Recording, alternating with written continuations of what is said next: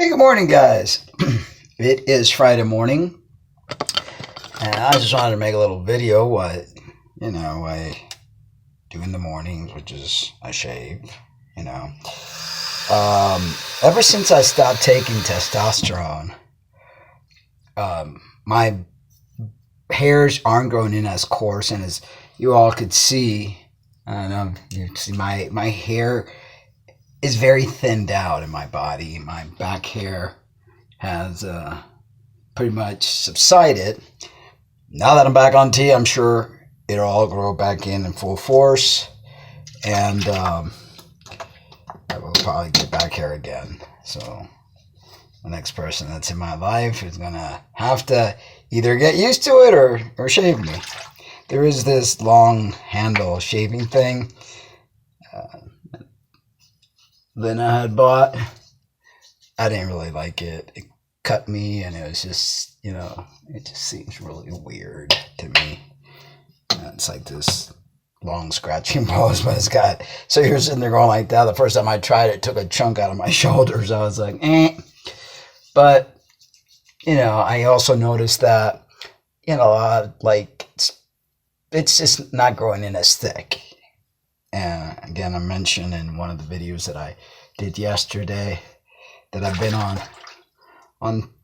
off of T since July of last year, so almost a year. So I just pretty much have to just clean myself up around my neck area. Not too much. Just kind of.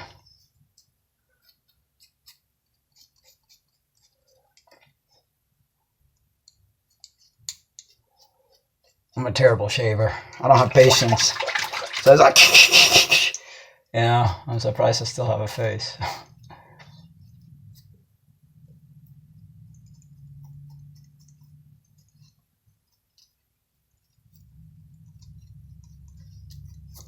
Because I just don't have the patience.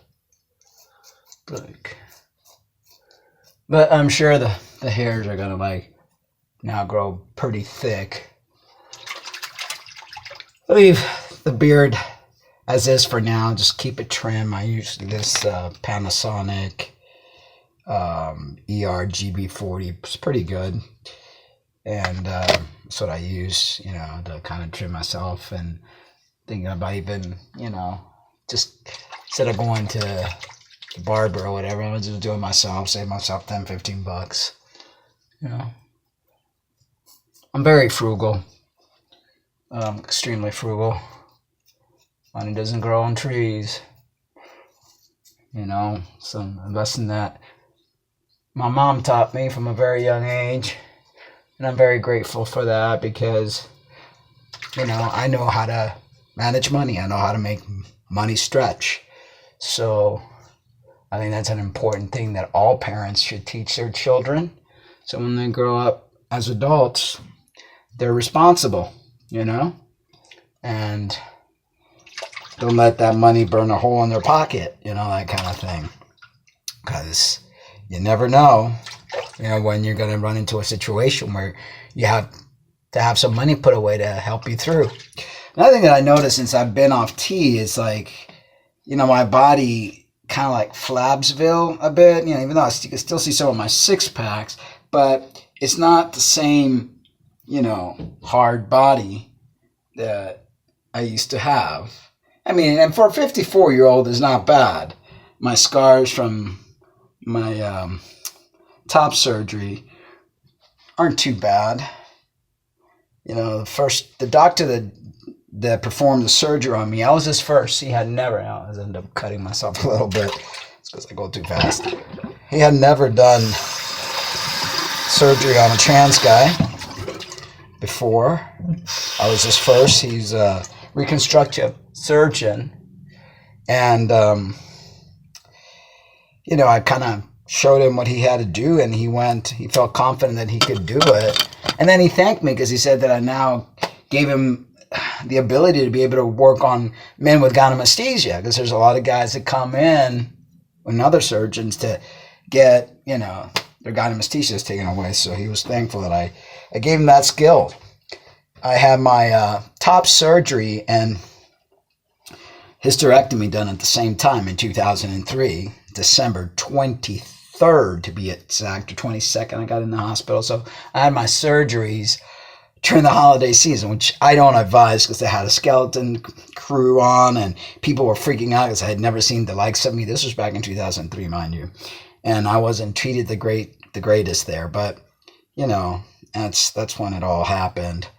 I don't really much think of myself anymore as trans. You know, it's like I've been this way for so many years and I just live my life. I don't consider myself a man either because I don't have the equipment and I wasn't born a man. This is what I created. This is my creation right here. And, you know, I'm not done. I'm not done with this creation. Now that that tattoo was done in Miami Ink, TV show in Florida, I have lots to still accomplish. Now that I could focus on me. Boy, I'm still bleeding here. Whack the little thing. Hold on a second. I take coconut oil and I put some lavender. Oh, and the smell of this is so delicious. And this is what, you know, instead of an aftershave, this is what I use. I put it on my beard, my hair. It's great stuff. Coconut oil, lavender oil. Put it all together in a container, mix it up. Use it as a lotion. You use it as an aftershave. Beats all those stuff that you buy at the store. You could also take some coconut oil, take a teaspoon or just a little bit and put it in your mouth, and you do what they call oil pulling. You keep it in there, try first for 10 minutes and then go up to 15, 20 minutes, then spit it out. Don't spit it out in your sink because it'll clog your sink up because coconut oil hardens when it, you know, when it's hot. I mean, when it's cold or room temperature. And that really helps keep your gums healthy. It takes out all the infection, gingivitis, and all the bad things out of your mouth. I haven't done it in a while. I might start doing that again. I cycle things off and on because, you know, the body gets kind of used to things and then it's useless for you. What else to say? I'm going to put some on my lips. It's good lip balm too. And when you live in Silver City, sometimes the wind and the dryness will chap your lips, and I tend to get really chapped lips. So it's good stuff. I don't fuss over myself, you know. Never been a big fusser. I just, you know, I take care of myself as far as what I put in my body. And, you know, I do a little trimming and, you know, typical bathing and cleaning my ears every couple of days to keep that wax out. One thing I noticed that being off of tea, I don't produce as much wax. I'm sure that's going to change now that I'm back on tea. I'll be making videos and kind of keeping you guys updated. One of the things I wanted to say regarding the several detransitions that I went through, and we all know why I did it, and I'm not going to go with the blame game and whatever, but it does not work. And those of you that have been on testosterone for more than 2 years, 2 to 5 years, you're going to find yourself having a hard time. I was on it for 15 years. The beard never left. Body hair goes down, but it doesn't go away. The hair does not come back. So if you are planning to transition, make sure that this is what you want, because there is no turning back. Yes, there are several people that have tried detransitioning. They're miserable. They're miserable because they're not here nor there. Okay? I can't, as much as I would love to, or not even, I wouldn't love to. My mother's the one that really wants me to. I'm happy being me. This is what I created, you know. But even if I wanted to detransition, I would look like a half-ass, ugly as shit female, and all the paperwork trail and everything. I mean, it would just be one giant mess. Okay, so, guys, if you're going to do this, be 100% sure that this is what you want to do. Because once you jump into this, you pretty much have to remain like this. I have no problem in my masculine expression. I've always been two-spirited. I've always, from the time I was a little kid, was always very masculine. I always enjoyed, the masculine way. I hated all the little frills and frilly stuff and girly stuff. I've never been a girly girl, and I tried for my mom and I tried for society and I did my darnest, but this is always me. You notice that my demeanor, no one in there, I'm short, and if it wasn't for that, no one in a million years would ever even think that I was born female. But I was like this even when I was presenting as female. I was always the movements. I mean, from the time I was little, they would tell my mom, careful, she's going to be a lesbian. I was like, a little kid lesbian, what's that all about? It's just the way that I acted, the way that I conducted myself, It comes very natural to me. So I don't know what that's called. I mean, I know people call that gender dysphoria. People call it transgender because people love to label things, But I'm just me. This is the way that I am and I've been. I had the little happy trail from the very start. I had the little micro penis from the time I was a little kid. My mom took some pesticide crap they gave her in Cuba because she kept miscarrying kid after kid. So she was able to have me. So I guess whatever they gave her affected me this way. And I'm not blaming her. Hey, she wanted to have a kid, I mean, no one comes with a manual. But, there are individuals in this world that are just the way they are. And it's, biology. It has nothing to do with sin. It has nothing to do with choices. This is who I am. Now, the choice I did have was like, okay, I wanted to present more masculine, Could it have been because I got tired of being ridiculed all my life for being a lesbian?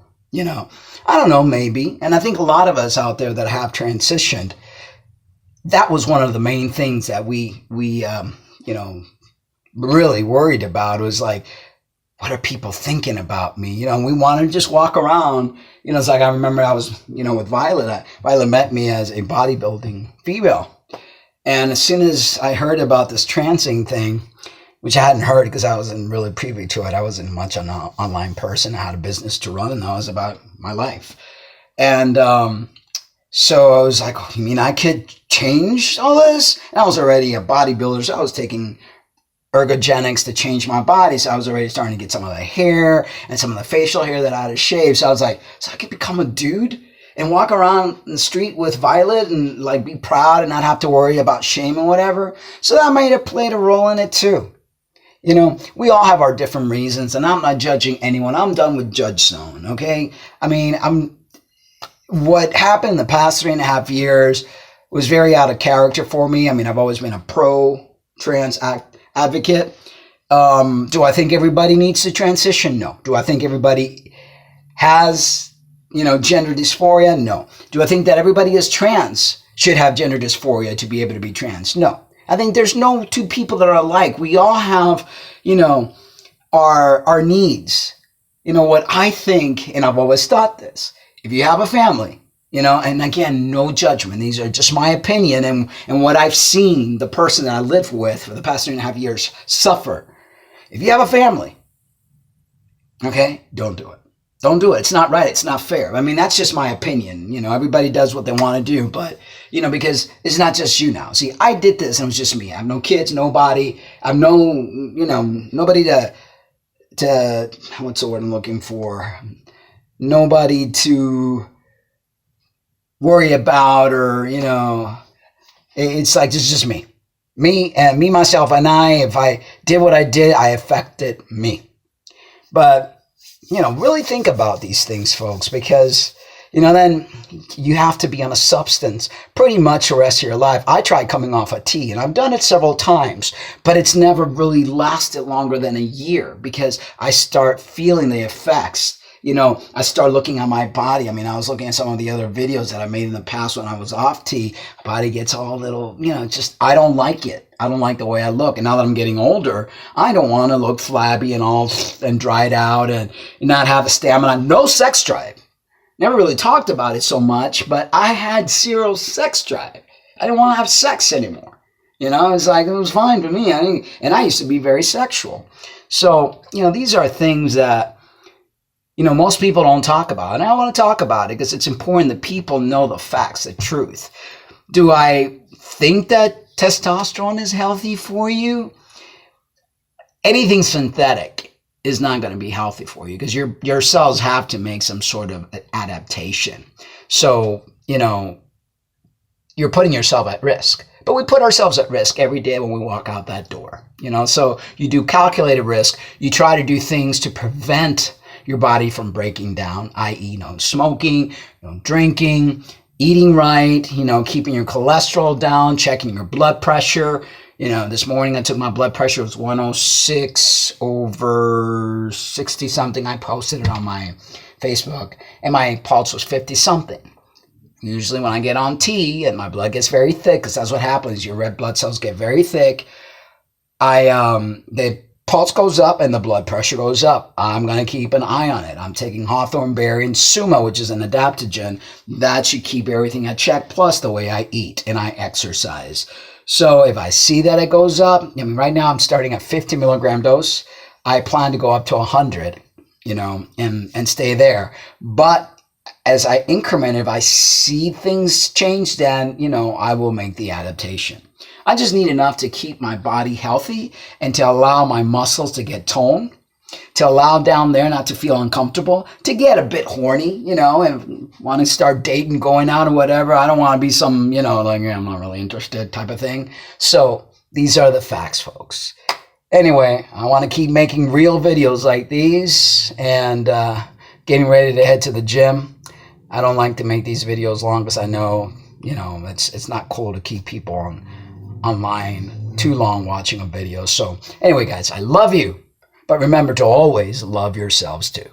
Bye-bye. Have a great day. Make this day the best day ever.